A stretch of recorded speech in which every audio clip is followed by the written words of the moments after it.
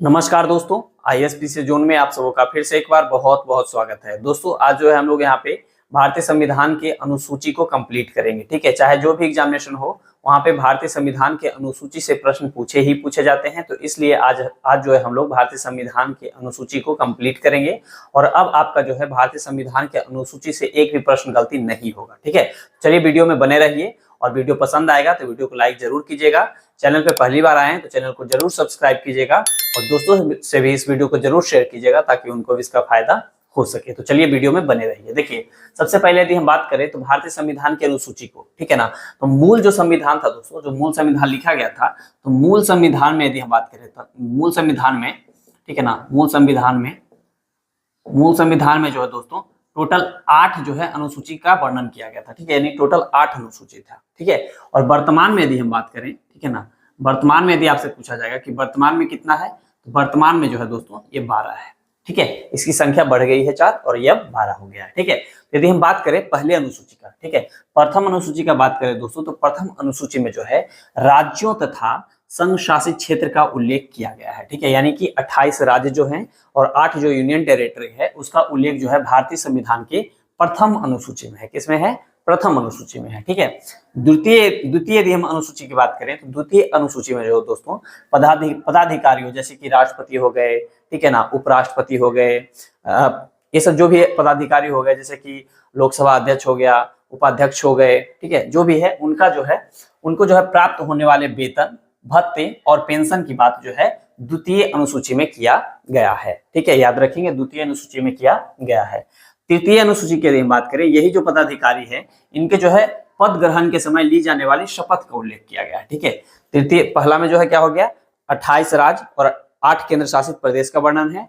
द्वितीय जो अनुसूची है उसमें जो है विभिन्न पदाधिकारियों के वेतन, भत्ते और पेंशन की बात किया गया है। और तृतीय जो अनुसूची है उसमें उनका जो है पद ग्रहण के समय ली जाने वाली शपथ का उल्लेख है। ठीक है, फिर यदि हम चौथी अनुसूची की बात करें दोस्तों, तो चौथी अनुसूची में जो है राज्यों तथा संघीय क्षेत्रों की राज्यसभा में प्रतिनिधित्व का विवरण है। ठीक है, यानी कि कौन से क्षेत्र से, यानी कौन से राज्य से या कौन से यूनियन टेरिटरी से जो है कितना सीट जो है उसका राज्यसभा में है। ठीक है, तो यानी कि राज्यों में जो राज्यसभा में जो है प्रतिनिधित्व का विवरण किसमें किया गया है? चौथी अनुसूची में। याद रखेंगे। पांचवी अनुसूची की यदि हम बात करें तो पांचवी अनुसूची में जो है दोस्तों अनुसूचित क्षेत्रों और अनुसूचित जनजाति के प्रशासन और नियंत्रण का उल्लेख किया गया है। ठीक है, ये यहाँ पे याद रखेंगे कि पांचवी जो अनुसूची है उसमें अनुसूचित क्षेत्रों और अनुसूचित जनजाति के प्रशासन और नियंत्रण के बारे में उल्लेख किया गया है। ओके, ये तो 5 अनुसूची हो गया। छठी अनुसूची की यदि हम बात करें दोस्तों, तो छठी जो अनुसूची है इसमें असम, मेघालय, त्रिपुरा और मिजोरम राज्यों के जनजातीय क्षेत्र, ठीक है, जनजातीय क्षेत्र के प्रशासन के बारे में प्रावधान किया गया है। यहाँ ध्यान देंगे, यहाँ पे जो है अनुसूचित क्षेत्र, पांचवी जो अनुसूचित था उसमें अनुसूचित क्षेत्र और अनुसूचित जनजाति के प्रशासन और नियंत्रण की बात किया गया था। और जो छठी अनुसूची है उसमें असम, मेघालय, त्रिपुरा और मिजोरम राज्यों के जनजातीय क्षेत्रों के प्रशासन के बारे में बात किया गया है। तो याद रखेंगे। ठीक है, ये याद कैसे रहेंगे? तो ऐसे ट्रिक बना कर याद रख सकते हैं। जैसे एटीएम होता है ना, जिसे आप पैसे निकालते हैं, तो एटीएम याद रखेंगे, एटी और एम को डबल एम कर देंगे। ठीक है, एटीएमएम, असम, त्रिपुरा, मेघालय और मिजोरम, एटीएमएम। ठीक है, ये याद रखेंगे छठी अनुसूची में। सातवीं अनुसूची की यदि हम बात करें दोस्तों, तो सातवीं अनुसूची में जो है केंद्र एवं राज्यों के बीच शक्तियों का बंटवारा किया गया है। ठीक है, केंद्र एवं राज्यों के बीच जो है शक्तियों का बंटवारा किया गया है, यानी कि संघ सूची, राज सूची और संवर्ती सूची में बांटा गया है। ठीक है, संघ सूची, राज सूची और संवर्ती सूची में बांटा गया है। यदि हम बात करें दोस्तों संघ सूची का, तो संघ सूची में जो है ना, जो मूल संविधान था उसमें 97 विषय था और जो है अब बढ़ा करके इसमें 100 विषय कर दिया गया है। ठीक है, और यदि हम राज सूची की बात करें दोस्तों, जैसे कि ये तो संघ सूची हो गया, राज सूची की यदि हम बात करें तो राज सूची में जो है मूल संविधान में 66 विषय था, उसको घटा करके 61 विषय कर दिया है। ठीक है, और जो संवर्ती सूची है उसमें मूल संविधान में 47 विषय था और अब इसको बढ़ा करके 52 विषय कर दिया गया। ठीक है, तो इससे भी आप याद रखेंगे। हाँ, सातवीं अनुसूची में एक चीज और क्या है कि इसमें है कि सरकार जो भी कर लगाती है ना, यानी कर लगाने का प्रावधान भी जो है 7वीं अनुसूची में है। ये एकदम याद रखिएगा, ये प्रश्न पूछा जाता है कि कर लगाने के प्रावधान जो है सरकार के द्वारा जो टैक्स लगाया जाता है ये कौन सा अनुसूची में है, तो ये 7वीं अनुसूची में है। ठीक है, अब यदि हम बात करें दोस्तों 8वीं अनुसूची का, तो 8वीं अनुसूची में जो है भारत की 22 भाषाओं का उल्लेख किया गया है। किसका किया गया है? भारतीय संविधान में जो है 22 भाषा जो है उसका उल्लेख जो है 8वीं अनुसूची में किया गया है। ठीक है, और मूल रूप से जो है देखिए, मूल जो संविधान था उसमें 14 भाषा था। कितना भाषा था दोस्तों? 14 भाषा था। ये भी आप याद रखिएगा। भाषा का उल्लेख कौन सी अनुसूची में?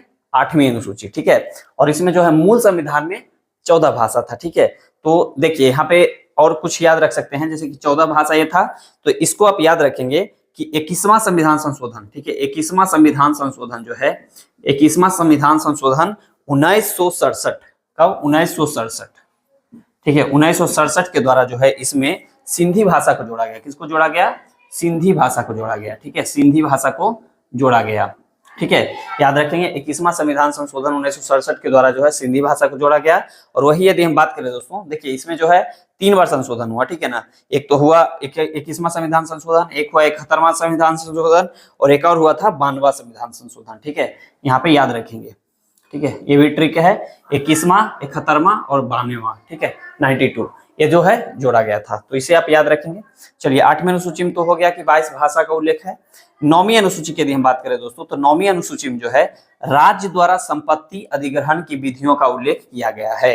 याद रखेंगे, जब 9वीं अनुसूची जो जोड़ा गया था, जो कि प्रथम संविधान संशोधन अधिनियम 1951 के द्वारा जोड़ा गया था। ठीक है, प्रथम संविधान संशोधन अधिनियम 1951 के द्वारा जो है 9वीं अनुसूची को जोड़ा गया, और इसमें जो है भूमि से संबंधित जो विषय था उसको शामिल किया गया था। ठीक है ना, कि इससे संबंधित जो भी कानून बना करके संसद डाल देती थी, तो उसमें जो है सुप्रीम कोर्ट हस्तक्षेप या कोर्ट जो है हस्तक्षेप नहीं करती थी। ठीक है, तो यही 9वीं अनुसूची था। ठीक है, 9वीं अनुसूची याद रखेंगे। 10वीं अनुसूची है, 10वीं अनुसूची है दल बदल से संबंधित प्रावधानों का उल्लेख करता है। यानी कि जो पार्टी में होते हैं ना, बहुत सारे पार्टी इधर से छोड़ के दूसरी पार्टी ज्वाइन कर लेते हैं, दूसरे पार्टी वाले तीसरे पार्टी में ज्वाइन कर लेते हैं, तो उसका भी कुछ नियम होता है। ठीक है, तो उसका उल्लेख जो है 10वीं अनुसूची में किया गया है। ठीक है, और यह जो है 52वां संविधान संशोधन 1985 के द्वारा जोड़ा गया। ठीक है, 10वीं अनुसूची याद रखेंगे। 11वीं अनुसूची का बात करेंगे दोस्तों, तो 11वीं अनुसूची में जो है पंचायती राज संस्थाओं का विवरण किया गया है। ठीक है, पंचायती राज संस्थाओं के बारे में बात किया गया है, और ये जो है 73वां संविधान संशोधन अधिनियम 1993 के द्वारा जोड़ा गया है। ओके, और यही हम बात करें यदि 12वीं अनुसूची का। ठीक है, 12वीं अनुसूची का जो है नगर पालिका का उल्लेख किया गया है, यानी कि वर्णन किया गया है, और 12वीं अनुसूची को जो है 74वां संविधान संशोधन अधिनियम 1993 के द्वारा जोड़ा गया है। ठीक है, तो एक बार फिर से रिपीट कर लेते हैं। प्रथम अनुसूची जो है, देखिए मूल संविधान में 8 अनुसूची था। ठीक है, और जो है वर्तमान में कितने हैं? 12 है। ठीक है, प्रथम यदि अनुसूची की बात करें तो इसमें जो है राज्यों और संशासित क्षेत्र का उल्लेख किया गया है। ठीक है, दूसरा यदि हम अनुसूची की बात करें तो इसमें जो है पदाधिकारियों को प्राप्त होने वाले वेतन भत्ते और वेतन भत्ते और पेंशन की बात किया गया है। तीसरा यदि हम तीसरे अनुसूची की बात करेंगे तो इसमें जो है पदाधिकारियों के द्वारा पद ग्रहण के समय ली जाने वाली शपथ का उल्लेख किया गया है। ठीक है, दूसरा में वेतन भत्ता, तीसरा में शपथ। ठीक है, चौथा की यदि हम बात करें चौथी का, तो चौथी में जो है राज्यों तथा केंद्र शासित राज्यों तथा संघीय क्षेत्रों की राज्यसभा में प्रतिनिधित्व का बात किया गया है। ठीक है, यानी कि राज्यसभा में प्रतिनिधित्व का बात किसमें किया गया है? चौथी में किया गया है। 5वीं की यदि हम बात करेंगे तो इसमें जो है अनुसूचित क्षेत्र और अनुसूचित जनजाति क्षेत्र के प्रशासन के बारे में बात किया गया है। और वही 6ठी की यदि हम बात करेंगे तो इसमें एटीएम, याद रखिए, असम, मेघालय, त्रिपुरा और मिजोरम राज्यों के जनजातीय क्षेत्रों के प्रशासन की बात किया गया है। ठीक है, और 7वीं में जो है केंद्र सूची, राज्य सूची और संवर्ती सूची की बात किया गया है। सरकार के द्वारा जो टैक्स लगाया जाता है ये भी 7वीं अनुसूची में है। 8वीं अनुसूची में जो है भारतीय संविधान की 8 भाषाओं का बात किया गया है। 9वीं अनुसूची में जो है राज्य द्वारा संपत्ति अधिग्रहण की विधियों का उल्लेख किया गया है। ठीक है, फिर 10वीं जो है उसमें दल बदल हो गया, दल बदल से संबंधित 10वीं हो गया। 11वीं हो गया पंचायती राज से, और 12वीं हो गया नगर पालिका से। ठीक है, आई होप कि आपको जो है यह वीडियो बहुत पसंद आया होगा। ठीक है, यदि वीडियो अच्छा लगा हो तो वीडियो को लाइक कीजिए, चैनल पे पहली बार आए तो चैनल को जरूर सब्सक्राइब कीजिए, और दोस्तों से भी इस वीडियो को जरूर शेयर कीजिए ताकि उनको भी इसका फायदा हो सके। मिलते हैं हम लोग अगले वीडियो में। अपना ख्याल रखें, पढ़ाई करते रहें। जय हिंद।